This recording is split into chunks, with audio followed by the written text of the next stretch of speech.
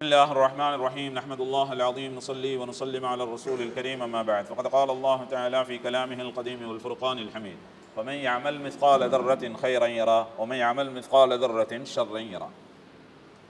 அல்லாஹு ஜல்ல ஷானஹு தஆலா நாளை மறுமை நாளையில் மனிதர்கள் அனைவர்களும் ஒன்று கூடி இருக்கக்கூடிய அந்த இடத்திலே கேள்வி கணக்கை, உலகத்தினுடைய வாழ்வுக்கான கேள்வி கணக்கை அல்லாஹ் துவங்குகின்ற பொழுது நபிகள் நாயகம் ஸல்லல்லாஹு அலைஹி வஸல்லம் அவர்கள் சொல்கிறார்கள், 4 விதமான கேள்விகளுக்கு ஒவ்வொரு அடியானும் பதில் சொல்லாதவரை அவனுடைய பாத அடிகள் நகராது என்பதாக நபி ஸல்லல்லாஹு அலைஹி வஸல்லம் அவர்கள் சொன்னார்.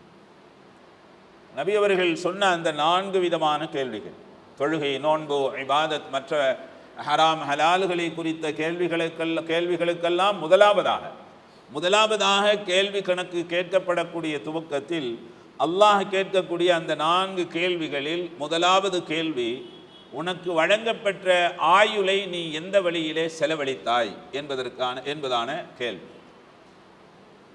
அல்லாஹு தஆலா ஆயுளை எந்த வழியிலே, இபாதத்துகளுடைய வழியிலேயா அல்லது பாவங்களை செய்யக்கூடிய வழியிலேயா, அல்லாஹுக்கு பொருத்தமான வழியிலேயா அல்லாஹுக்கு கோபம் தரக்கூடிய வழியிலேயா என்று ஆயுளை குறித்து கேட்பார். அடுத்து அந்த ஆயுளை குறித்து கேட்கப்பட்ட அந்த கேள்விக்கு அடுத்து அல்லாஹ் கேட்பது மிக குறிப்பாக வாலிப பருவத்தை குறித்து அல்லாஹ் கேட்பார். வாலிப பருவம் என்பது 15 வயதில் இருந்து 40 வயது வரை இருக்கக்கூடிய பருவம். இந்த 25 வருடத்தினுடைய வாலிப பருவத்தை குறித்து அல்லாஹ் ஸ்பெஷலாக தனியாக கேட்பான்.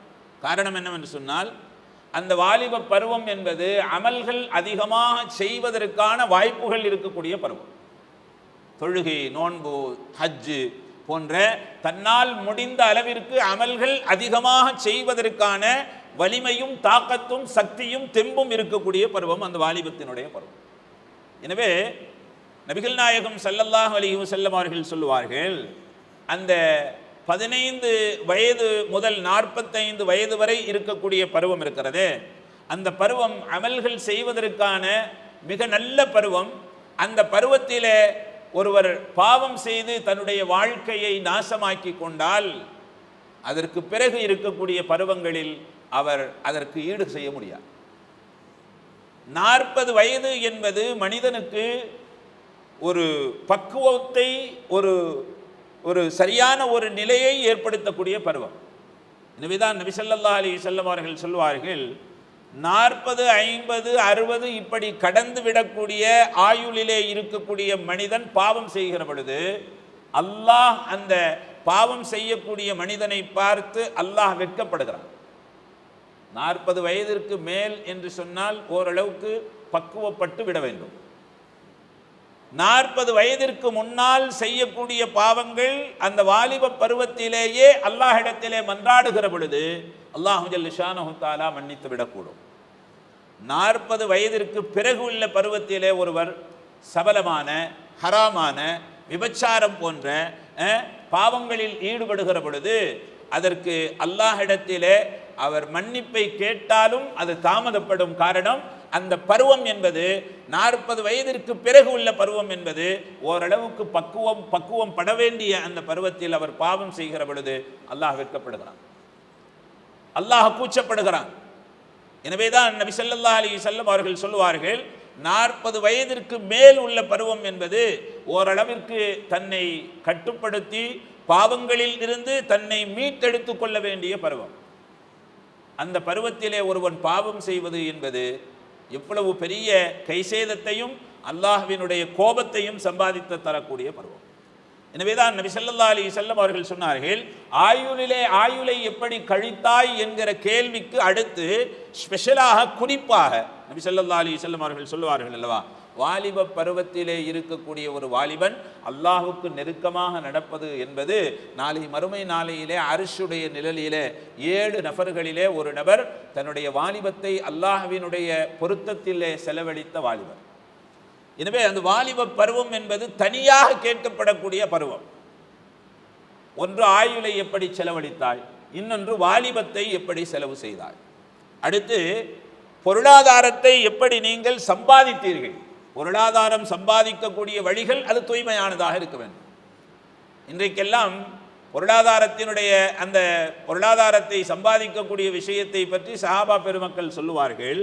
இன்றைக்கெல்லாம் ஹராமை கூட ஹலாலாக ஆக்கி விடுவதற்கு நாம் முயற்சி செய்து கொண்டிருக்கிறோம். உலகமே முயற்சி செய்து கொண்டிருக்கிறது. ஆனால் சஹாபா பெருமக்கள் ஹலாலை செய்வதற்கும் கூட சில நேரங்களிலே யோசிப்பார்கள். ஹலாலை செய்வதற்கும் கூட இதிலே எங்கே ஹராம் கலந்து விடுமோ என்று யோசிப்பார்களாம் சஹாபா பெருமக்கள். ஆனால் நாம் ஹராமை கூட மிக துணிச்சலாக நாம் செய்து விடுகிறோம். பிஷ்ருல் ஹாஃபி என்பவர்களும் இமாமுல் ஆலம் அபூ ஹனீஃபா ரஹ்மத்துல்லாஹி அலைஹி அவர்களும் துணி வியாபாரம் செய்தார்கள்.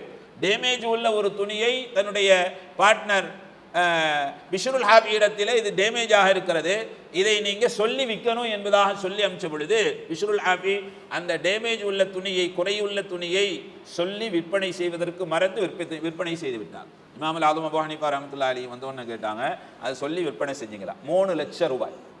எவ்வளோ? அந்த வியாபாரத்தில் இமாமுல் ஆலம் அபூ ஹனீஃபா ரஹ்மத்துல்லாஹி அலைஹி அவர்களுக்கு அந்த வியாபாரத்தில் கிடைத்தது 3 லட்சம் ரூபாய்.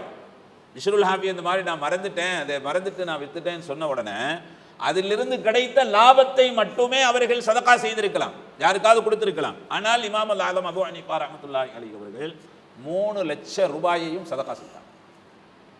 காரணம் என்ன தெரியுமா? ஹராம் ஹலால் இரண்டும் கலந்து போய் இருக்கிறது. கலந்திருந்தால் நம்மிடத்திலே இருக்கக்கூடிய ஹலாலையும் கூட அது அழித்துவிடும். எனவே ஹராமை கலந்திருந்த ஹராம் கலந்திருக்கக்கூடிய இந்த காசு பணம் முழுமையாக அவர்கள் சதகா தான தர்மம் செய்து விட்டார்கள். இது நம்முடைய முன்னோர்களிடத்தில் இருந்த பொருளாதார சம்பந்தப்பட்ட சம்பாதிப்பதிலேயும் செலவு செய்வதிலேயும் இருந்த அந்த நல்ல பண்புகள். அதே போன்று சம்பாதித்த காசு பணங்களை எப்படி செலவழித்தோம் என்பதை குறித்தும் அல்லாஹ்விடத்திலே கேள்வி கணக்கு இருக்கிறது. இந்த 4 கேள்விகளுக்கு பதில் சொல்லாமல் அந்த பாதங்கள், அவருடைய பாதங்கள் நகராது என்றாக சொன்னார்கள் நபி ஸல்லல்லாஹு அலைஹி வஸல்லம்.